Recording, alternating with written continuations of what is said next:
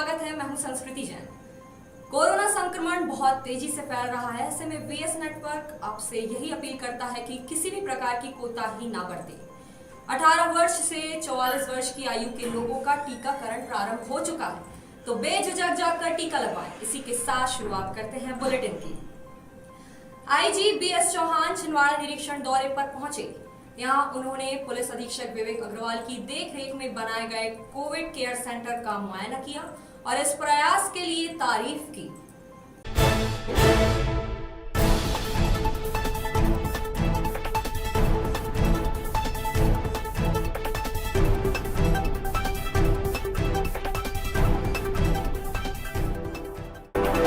Frontline corona warriors police कर्मियों को संक्रमण से बचाने के लिए फेस शील्ड की पहल करने वाले एसपी विवेक अग्रवाल द्वारा पुलिस लाइन में ऑक्सीजन सुविधा युक्त कोविड केयर यूनिट बनाया गया। आईजी बीएस चौहान ने कोविड केयर सेंटर में उपचार व्यवस्थाओं का अवलोकन कर इस शानदार पहल की तारीफ की।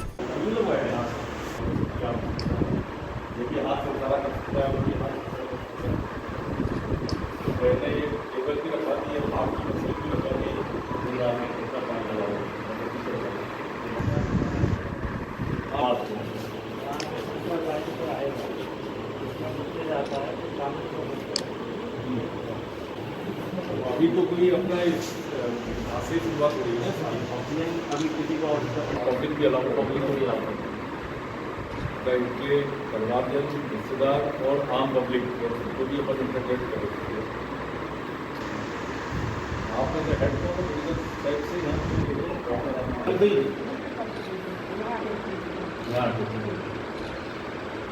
सब देख लेंगे ना केयर जो है ये व्यवस्था अच्छी हो गई ना कि देख पाएंगे। ये आज पुलिस लाइन कैंपस में जो हमारा पुलिस अस्पताल है, इसमें कलेक्टर और एसपी साहब के द्वारा यहाँ पर ऑक्सीजन सेंट्रल पाइपलाइन फिट की गई है और उसके द्वारा यहाँ पे ऑक्सीजन बेडेड हॉस्पिटल हमारा हो गया है।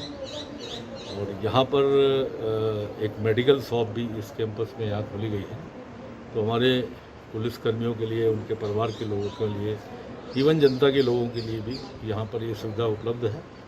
और इमरजेंसी में यहाँ पर डॉक्टर और हमारे नर्स भी उपलब्ध हैं। और यहाँ पर करीब 24 बेड, यहाँ पे 22 बेड अभी कंप्लीट है, 2 और तैयार हैं।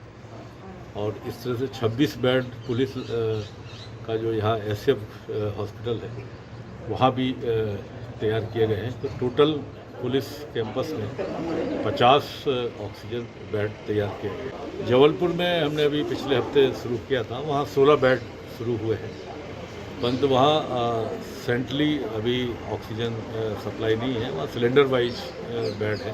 16 बेड वहाँ पर। आईजी बीएस चौहान ने एसएफ 8वीं बटालियन पहुंचकर पश्चिम बंगाल चुनाव से संक्रमित होकर वापस लौटे सैनिकों के उपचार के लिए बनाई गई व्यवस्थाओं का भी जायजा लिया।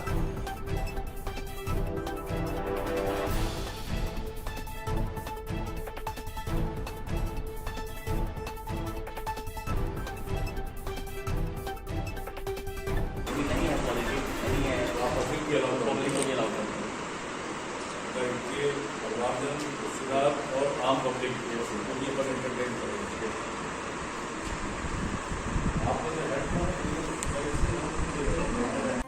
एक दिन के निरीक्षण दौरे पर छिंदवाड़ा पहुंचे आईजी बीएस चौहान ने यहां उत्कृष्ट कार्यों के लिए पुलिस अधिकारियों, कर्मचारियों को सम्मानित कर उनका हौसला बढ़ाया।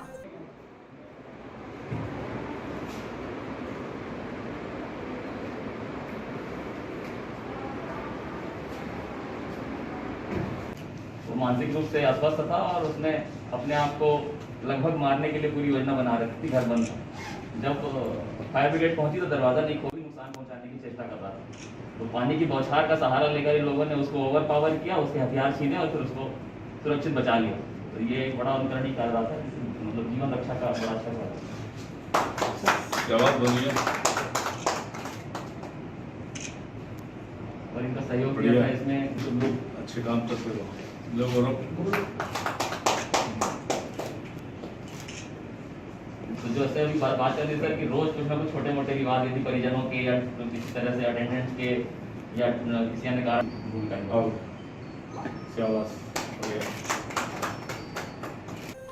बलात्कार पीड़ित महिला का सुरक्षित प्रसव कराने वाली मानवीय संवेदनाओं की मिसाल शीतल वाघमारे को सम्मानित कर आईजी बीएस चौहान का भी सीना गर्व से चौड़ा हुआ।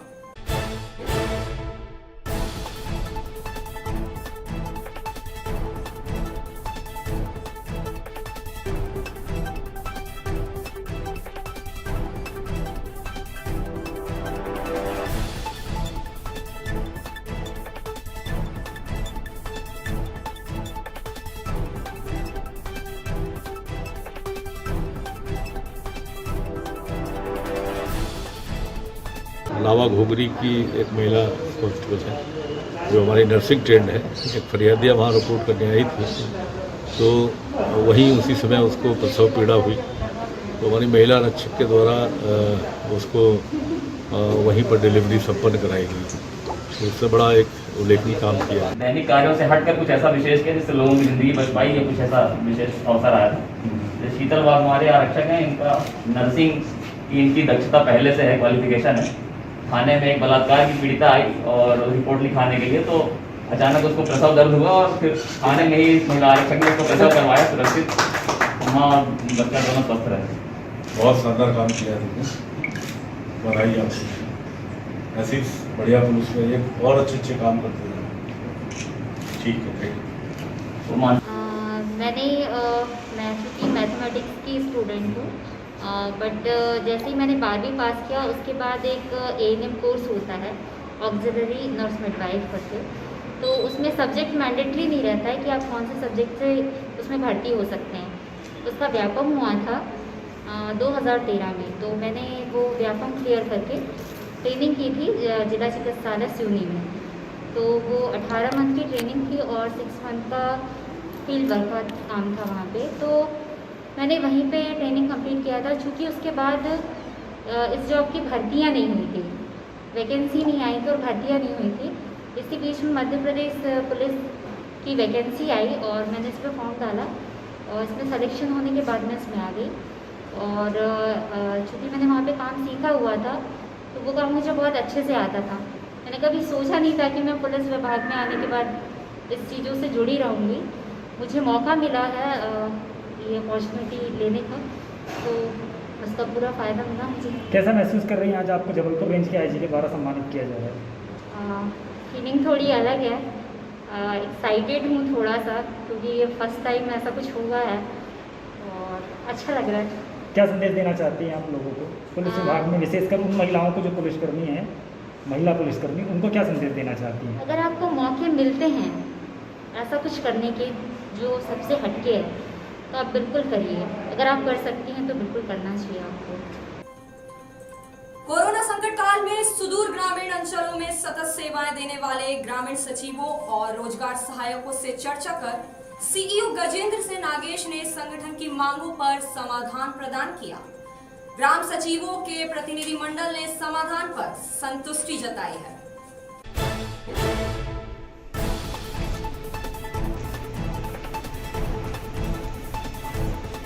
हमने ये हड़ताल की घोषणा किया था और ये कहा था सारे जनपदों में ज्ञापन देके कि यदि हमारी 10 तारीख तक ये मांगे आप नहीं मानते हैं तो हम टोटल पंचायतों में ताला बंद और कोई काम नहीं करेंगे, घर में सुरक्षित रहेंगे। इसी चर्चा के लिए हमें जिला सीओ साहब ने आज बुलाया हुआ था, आदरणीय मुख्य कार्यपालन अधिकारी जी ने, और उनसे हमारी सार्थक चर्चा हुई। उन्होंने ये कहा है, हमें आश्वासन दिलाया है कि जिन 20 सचिवों की मृत्यु हुई है आप प्रकरण मंडे को पहुंचाइए, हम उनको यहाँ से राज्य शासन को फॉरवर्ड कर देंगे और उनको दिलाने के लिए हम बैठे हैं, उनको सहायता राशि।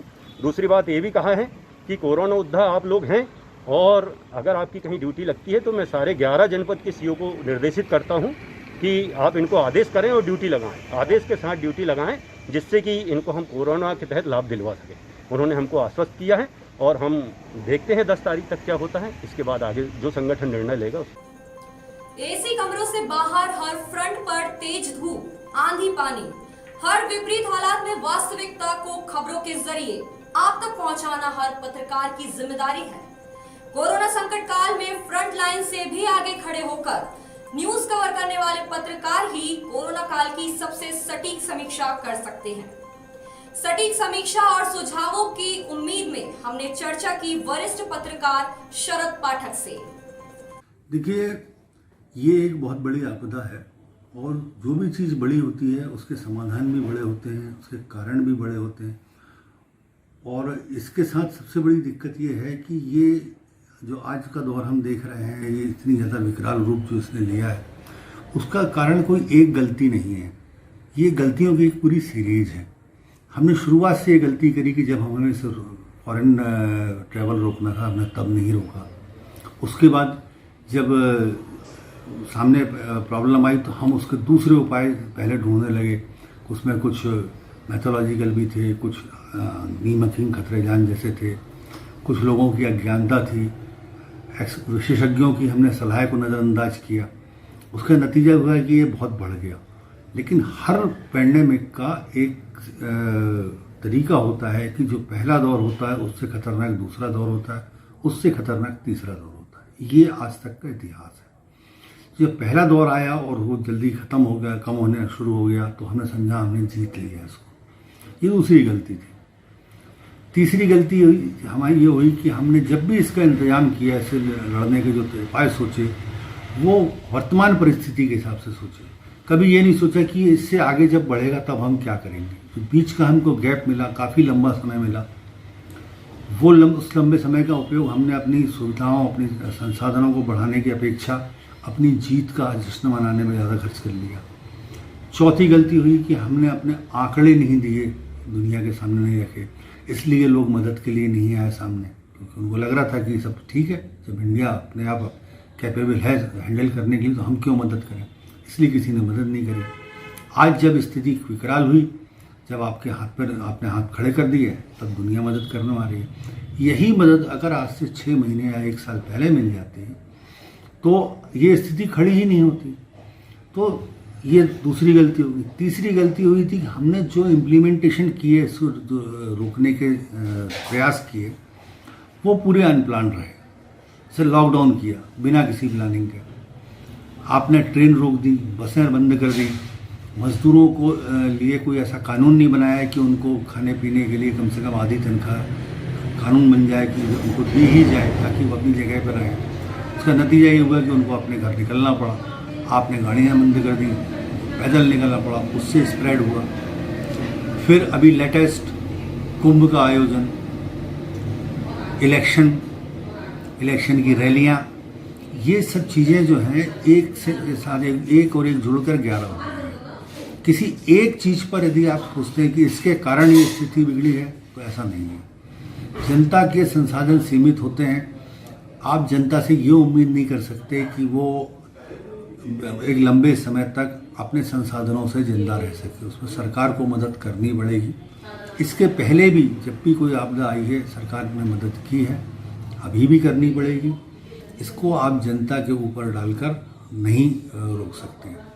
अब रहा सवाल इससे निपटने के उपायों का, तो इससे निपटने का सिर्फ एक ही तरीका है कि जितने भी संसाधन हैं बाकी कामों को रोककर सिर्फ इसमें झोंक दिए जाएं, और जो वर्तमान की ज़रूरत है इससे आप 3 गुना आगे बढ़ के चलिए, तभी आप इससे लड़ पाएंगे, तभी आप सेकेंड वेव से लड़ पाएंगे, तभी आप थर्ड वेव से लड़ पाएंगे।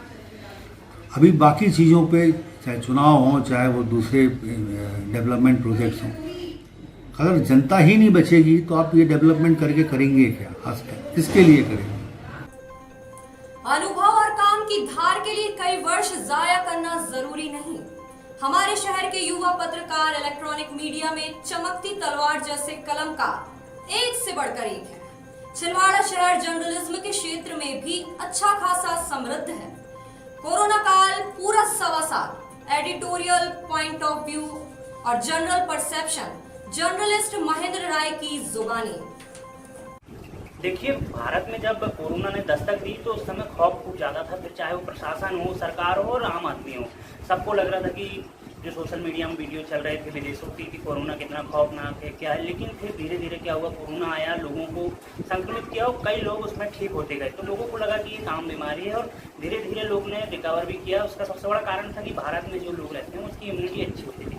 लेकिन धीरे धीरे सब कुछ समान होता गया, लोग लापरवाह होते गए। लोग तो लापरवाह हुए, सरकार भी लापरवाह हो गई और सरकार ने WHO के चेताने के बाद भी ये तय नहीं किया कि हमें आगामी रणनीति क्या रखना है, तैयारियां क्या रखना है, और अचानक फिर से दूसरी लहर ने हमारे यहाँ दस्तक दी और ये स्टैंड इतना खतरनाक रहा कि लोग इसमें ज़्यादा जान गंवाते रहे। और सबसे बड़ा जो है सरकारें चुनावों में व्यस्त रही, फिर वो बंगाल चुनाव हो, दूसरे चुनाव हो, और तो और छोटे छोटे चुनावों में भी सरकार का ध्यान आने लगा था, पंचायत चुनाव हो, नगर निगम हो, इनके लिए भी सरकार ने तैयारी शुरू कर दी थी, लेकिन कोरोना से निपटने के लिए कोई पुख्ता इंतजाम नहीं किए। उसका सबसे बड़ा हम अब देख रहे हैं कि हमारे यहाँ भारत में तेज़ी से बढ़ा, और अब हम गाँव में भी अब हम इस बीमारी को झेल रहे हैं, और अब गाँव के लोग ज़्यादातर इस बीमारी से अपनी जान गंवा रहे हैं। तो कहीं ना कहीं कहा जा सकता है कि सरकार अगर पहले से चेतावनी होती, पहले से चेत जाती, तो शायद स्वास्थ्य व्यवस्थाएं सुधरती। जो आज सरकार कर रही है, गांव-गांव में कोविड सेंटर बना रही है, छोटी जगहों पर इलाज की व्यवस्था करा रही है, अगर यही पहले से पुख्ता इंतजाम कर लिए होते तो शायद आज भारत को ये दिन नहीं देखने पड़ते। अगर दूसरे जिलों की अपेक्षा हम बात करें हमारे छिंदवाड़ा जिले की, तो छिंदवाड़ा जिला सबसे पहले सबसे ज़्यादा पैनिक था। शुरुआत में सबसे पहले लॉकडाउन भी हमारे ज़िले में लगा था, लेकिन यहाँ की प्रशासनिक व्यवस्था, जनता की समझदारी और जन भागीदारी से हम अब इस स्थिति पर पहुँच गए हैं कि दूसरे जिलों से हम काफ़ी बेहतर स्थिति में हैं और हम रिकवर हो रहे हैं। हमारे यहाँ खुद कलेक्टर का कहना है कि 92% रिकवरी दर है, लेकिन अभी भी चिंताजनक बात यह है कि हमारे यहाँ ज़्यादातर मृत्यु के आंकड़े हर दिन सामने आ रहे हैं, फिर वो संदिग्ध हो, कोरोना संक्रमित मरीज हो। और अब हमारे यहाँ पे करीब 109 ऐसे गांव हैं जो संक्रमित इलाके हैं, रेड जोन में, तो हमें गाँव में भी संक्रमण रोकना होगा। इसके लिए हालांकि ग्रामीण लोग कर रहे हैं, उससे लॉकडाउन लगा रहे हैं, गांव में आना जाना बंद कर रहे हैं, पर प्रशासन को भी ध्यान देना होगा और टेस्टिंग बढ़ाना होगा, खास तौर पर गाँवों में, क्योंकि एक बार टेस्ट हो रहा है और 7 दिन 8 दिन में रिपोर्ट नहीं आ रही है, जिसका खामियाजा ग्रामीण लोगों को भुगतना पड़ रहा है। चंदनगांव नागपुर मेन रोड में पेयजल सप्लाई पाइपलाइन का ज्वाइंट खुल जाने से सड़क पर जाया होते पानी की खबर पाते ही निगम कर्मचारी मौके पर पहुंचे और एल्बो रिप्लेस किया। तेज धूप में 3 घंटों की मशक्कत से पाइपलाइन रिपेयर कर दी गई।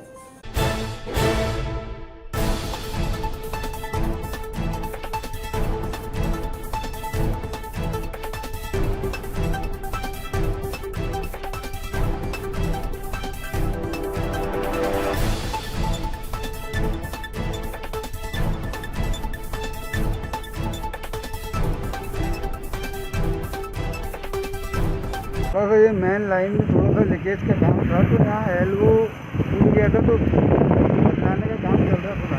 अब टूटा कब पता चला? ये आज सुबह ही पता चला। लेबर लाके अपन ने ये तो गड्ढा खुदवा के दिखवाए, तो वो एल्बो ख़राब था, तो उसको चेंज करवा रहे हैं। आज पानी सप्लाई हुई थी? हाँ, आज सप्लाई पानी मिल जाएगी। विधायक अमरवाड़ा कमलेश शाह भी पूर्व सीएम कमलनाथ और सांसद नकुलनाथ के निर्देशानुसार मुसीबत के इन दिनों में जनता के बीच हर संभव सहायता के साथ बने हुए हैं।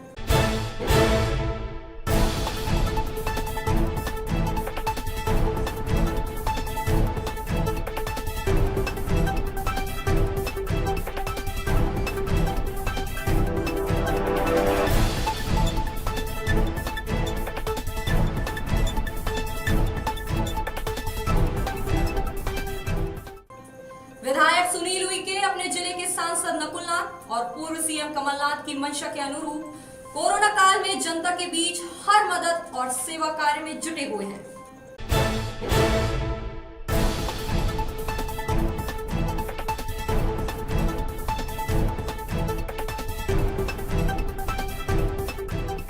कंसंट्रेटर हम लोगों ने भतोड़िया में, हिरदागढ़ में, डोंगरिया में, ये जितने प्राथमिक स्वास्थ्य केंद्र यहाँ पे देने का काम किया।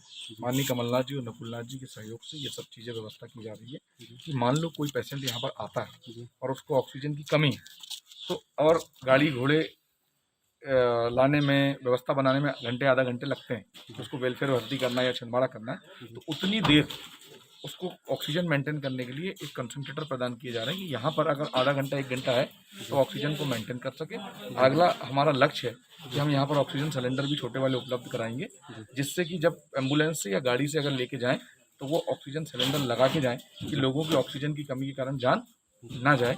ये हमारा प्रयास है कि हमारे क्षेत्र में ऑक्सीजन की कोई कमी ना हो। उसकी हमने पहले जुन्नारदो में शुरुआत करी, फिर गमुआ, कल तामिया में था और आज मेन जो जगह सेंटर पॉइंट बना के हम एक व्यवस्था बनाने का काम करें। संत शिरोमणि सेन महाराज की 721वीं जयंती पर सामाजिक बंधु बांधवों ने पूजा अर्चना कर कोविड संक्रमण काल में एक दूसरे का सहयोग और कमजोर वर्ग की सहायता का संकल्प लिया। सेन महाराज की जय। सेन समाज जिंदाबाद। सेन समाज जिंदाबाद। सेन समाज के आराध्य देव संत शिरोमणि नंदाजी सेन महाराज की 721वीं सेन जयंती है और आप सभी जानते हैं कि कोरोना महामारी के चलते हुए विगत एक साल पहले भी हमने इसी तरह सेन जयंती मनाई थी और आज भी उसी महामारी का कहर हम सबके सामने है और आज भी हम लोग बहुत कम संख्या में एकत्रित होकर हमारे आराध्य की सेन जयंती मनाने जा रहे हैं। संत शिरोमणि नंदाजी सेन महाराज का जन्म उमरिया जिले के बांधवगढ़ में हुआ था और वहाँ पर भी आज हमारे आराध्य की जयंती मनाई जा रही है। मैं सभी को इस अवसर पर समस्त प्रदेश के एवं जिले वासियों को सेन महाराज की जयंती पर उन्हें बधाई देता हूँ। बुलेटिन का सिलसिला यहाँ थमेगा नहीं, हर खबर से हम करते रहेंगे आपको अपडेट। जाने से पहले आपसे अपील है कि मास्क जरूर पहने, सोशल डिस्टेंसिंग का पालन करें और बार बार अपने हाथों को सैनिटाइज करना ना भूलें। इसी के साथ हमें दीजिए इजाजत। नमस्कार।